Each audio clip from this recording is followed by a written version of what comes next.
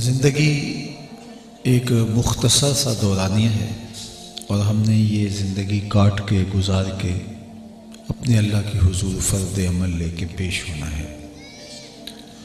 سورہ الملک کا ابتدائیہ اسی عنوان سے ہمارے سامنے عبرت کے نشان روشن کرتا ہے اور ہمیں بتایا گیا اس میں کہ زندگی اور موت اللہ کی تخلیق کردہ مخلوقات ہیں اور وہ اپنے بندوں کا امتحان لینا چاہتا ہے کہ اچھے اعمال کا ذخیرہ کون جمع کرتا ہے۔ ویسے تو زندگی کے اختتام کا نام موت ہے، لیکن یہاں موت کا ذکر تذکرہ حیات سے مقدم کیا گیا ہے۔ الذی خلق الموت والحیات لیبلوکم ایکم احسن عملا۔ تو حضرات مفسرین نے اس پہ یہ بات کی ہے کہ موت کا تذکرہ حیات سے مقدم رکھنے کا مقصد یہ تھا کہ غافل انسان کو تنبیہ کی جائے کہ زندگی پر امید لگا کے بیٹھ نہ جانا، تو نے اس دنیا سے رخصت ہونا ہے اور موت تیری طاق میں ہے۔ اقبال نے کہا تھا موت ہے ہنگامہ آرا کلزم خاموش میں، ڈوب جاتے ہیں سفینے موج کی آغوش میں۔ تو اچھا، دنیا پہ آنے کی ایک ترتیب موجود ہے، جانے کی وہ لازم نہیں ہے۔ پہلے باپ آتا ہے، پھر بیٹا آتا ہے، پھر اس کا بیٹے پوتے آتے ہیں، لیکن دنیا سے جانے کی یہ ترتیب لازم نہیں ہے کہ پہلے باپ ہی جائے گا۔ بسا اوقات ہم دیکھتے ہیں بوڑھے باپ کو جوان بیٹے کی میت کو کندھا دینا پڑ جاتا ہے۔ تو یہ اللہ کا ایک نظم ہے۔ اچھا، آپ ذرا اس کائنات پہ غور کریں تو اللہ نے بہت ساری چیزیں ایک دن ہی، ابتدا میں ہی، آغاز میں ہی پیدا کر دی اور قیامت کے دن انہیں فنا کر دے گا۔ اسی طرح آسمان ہے، اللہ تعالیٰ نے ان کو بنایا، جو بنائے جانے تھے بنا دیے گئے۔ زمینیں ہیں، بچھا دی گئی۔ پہاڑ ہیں، زمینوں پر نصب کر دیے گئے۔ جتنا پانی تھا، سمندر تھا، پیدا کر دیے گئے۔ اور قیامت کے دن سمندروں میں آگ لگ جائے گی، آسمان لپیٹ لیے جائیں گے، زمین برابر کر دی جائے گی، پہاڑ روئی کے گالوں کی طرح اڑتے پھریں گے۔ جس طرح مختلف یہ بڑی بڑی مخلوقات اللہ نے ایک بار ہی پیدا کر دی اور ایک بار ہی ان کا نقطہ انجام ہے، تو انسان کے لیے بھی یہی ضابطہ ہوتا کہ جتنے بھی انسان دنیا پہ آنے تھے ایک بار آ جاتے اور قیامت کے دن کو سمیٹ لیا جاتا، لیکن ایسا نہیں کیا۔ اگر ایسا کیا جاتا تو بہت سارے لوگ موت کا ہی انکار کر دیتے۔ اور آج ہر مسئلے میں اختلاف موجود ہے، لیکن کوئی دھرم، کوئی فرقہ، کوئی گروہ، کوئی مذہب، کوئی مسلک موت کا انکار نہیں کرتا۔ لوگوں نے وجود باری کا انکار کیا، لیکن موت کا وہ بھی انکار نہیں کرتے، اس لیے کہ اس کو اپنی آنکھوں کے سامنے دیکھتے ہیں۔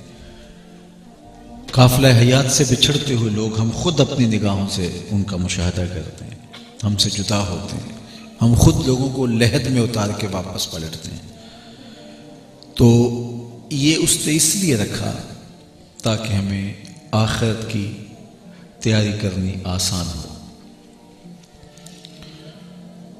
یہ دیکھیے کہ اللہ تعالیٰ جل شانہ نے جو لوگ ہم سے بچھڑتے ہیں، جدا ہوتے ہیں، ان کو ہمارے لیے عبرت بنایا ہے۔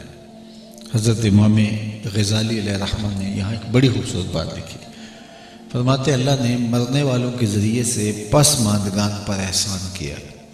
تو امام غزالی سے سوال ہوا کہ کیسے احسان ہے؟ جس کا باپ چلا گیا، جس کی ماں چلی گئی، جس کا بھائی اٹھ گیا، جس کا جوان بیٹا چلا گیا، وہ تو دکھ میں مبتلا ہے، صدمے کی کیفیت میں دو چار ہے۔ آپ کہہ رہے اللہ نے اس پر احسان کیا، تو یہ احسان کس معنی میں؟ تو امام غزالی فرماتے ہیں کہ احسان بئی معنی کہ اللہ نے مرنے والے کی موت کو ان کے لیے عبرت بنایا ہے کہ یہ ایک اور موقع سنبھلنے کا پاتے ہیں، اور اگر ان کی موت کو اس کے لیے عبرت بنا دیا جاتا تو یہ کیا کہہ سکتے تھے؟ تو یہ اٹھتے ہوئے جنازے، یہ پھیلی ہوئی قبریں، یہ ہم سے بچھڑتے جدا ہوتے ہوئے لوگ ہمارے لیے پیغام موت ہیں، اور یہ ہمیں بتا کے جا رہے ہیں کہ ہم جا رہے ہیں، ہمارے پیچھے تم بھی آ رہے ہو۔ اللہ اکبر۔ حضرت یعقوب علیہ السلام نے حضرت اسرائیل سے عہد لیا ہوا تھا کہ میری روح قبض کرنے کے لیے اچانک نہیں آنا، پہلے قاصد بھیج دینا تاکہ میں موت کی تیاری کر لوں۔ پیغمبر تو تیار ہی ہوتے ہیں، لیکن کچھ چیزیں تعلیم امت کے لیے ہوتی۔ تو انہوں نے کہا جی میرا عہد رہا، میں آپ کی روح قبض کرنے کے لیے جب آؤں گا تو پہلے سے کوئی پیغام، کوئی قاصد بھیجوں گا۔ ایک عرصہ گزرنے کے بعد حضرت اسرائیل حاضر ہوئے، پوچھا کدھر آئے ہو؟ کہا قبض روح کے لیے۔ کہا تمہارا وعدہ کدھر گیا؟ تم نے تو کہا تھا پہلے قاصد بھیجوں گا، کوئی پیغام بھیجوں گا، تو تم نے کوئی قاصد اور کوئی پیغام نہیں بھیجا اور آ گئے۔ کہا حضرت میں نے تو قاصد بھیجے تھے۔ فرمایا میرے پاس تو کوئی نہیں آیا۔ عرض کی حضرت آپ کے سامنے کتنے لوگوں کی موت واقع ہوئی، یہ میرا قاصد نہیں تھا تو اور کیا تھا۔ آپ کی داڑھی میں سفید بال آ گئے، یہ میرا قاصد نہیں تھا تو اور کیا تھا۔ جب کمر میں خم آنے لگے، جب نظر کمزور پڑنے لگے، جب اعضاء مدمحل ہونے لگے، جب یادداشت ہونے لگے، جب بال سفید ہونے لگے، جب یادداشت کم پڑنے لگے، آنکھوں میں سفیدی اترنے لگے، تو سمجھ لو پیغام موت آ گیا۔ حضرت عمر بیٹھے تھے دربار میں، تو ایک شخص آیا اور دروازے پہ کھڑا ہو کے بولا یا عمر لا تنسى موتک، عمر اپنی موت کو نہیں بھولنا۔ اور حضرت عمر یوں کانپ رہے جس طرح بیت کی شاخ کانپتی ہے، اور اسے بلایا، پیار دیا اور فرمایا کہ روز آ جایا کر اور یہاں کھڑے ہو کے مجھے تذکیر موت کیا کر، مہینے کے بعد مشاہرہ بھی دیتے ہیں۔ ایک دن وہ آیا تو کہا آج کے بعد نہیں آنا۔ کوئی اور آنے لگا، فرمایا نہیں۔ تذکیر موت کی ضرورت نہیں رہی، فرمایا نہیں، مجھے چھٹی پھر کیوں دی جا رہی ہے؟ تو حضرت عمر روئے، داڑھی پہ ہاتھ رکھا، ایک بال الگ کیا، کہا یہ دیکھ میری داڑھی میں سفید بال آ گیا، اب تیرے آنے کی ضرورت نہیں ہے، یہی مجھے چین سے نہیں بیٹھنے دے گا، ہمارے تو پورے بال بھی سفید ہو جائے۔ میاں صاحب نے کہا ہڈیاں کمبن گوڈے کھڑ کر اڑ گیا نک تیرا، اجے بھی بدیوں باز نہ آئوں جیو مدد دلیرا، فما اصبرهم علی النار۔ اللہ قرآن مجید میں ایک موقع پہ فرمایا لوگوں کا آگ پہ کتنا حوصلہ ہے، کتنی ڈٹائی کے ساتھ کہہ دیتے یہ جہاں مٹھا اگلا کس نے ڈٹا۔ کوئی کہتا فلاں بخشا گیا تو میں بھی بخشا جاؤں گا، اچھا اگر وہ نہ بخشا گیا تو پھر تجھے جہنم قبول ہے؟ کتنی ڈٹائی ہے، فما اصبرهم علی النار، کتنا حوصلہ ہے، کتنی جرأت سے بات کر لی جاتی ہے۔ یہ مختصر زندگی ہے، یہ خواب بکھر کے ٹوٹ جانا ہے، کچھ باقی نہیں بچنا۔ الدنیا حلم، یہ میٹھا خواب ہے، جب خواب ٹوٹتا ہے تو کچھ بھی نہیں ہوتا، اور یہ خواب تب ٹوٹے گا، باقی خواب جو ہے آنکھیں کھلتی ہیں تو ٹوٹتے ہیں، یہ آنکھیں بند ہوگی تو ٹوٹے گا، اور اس وقت بندہ ہاتھ ملے گا۔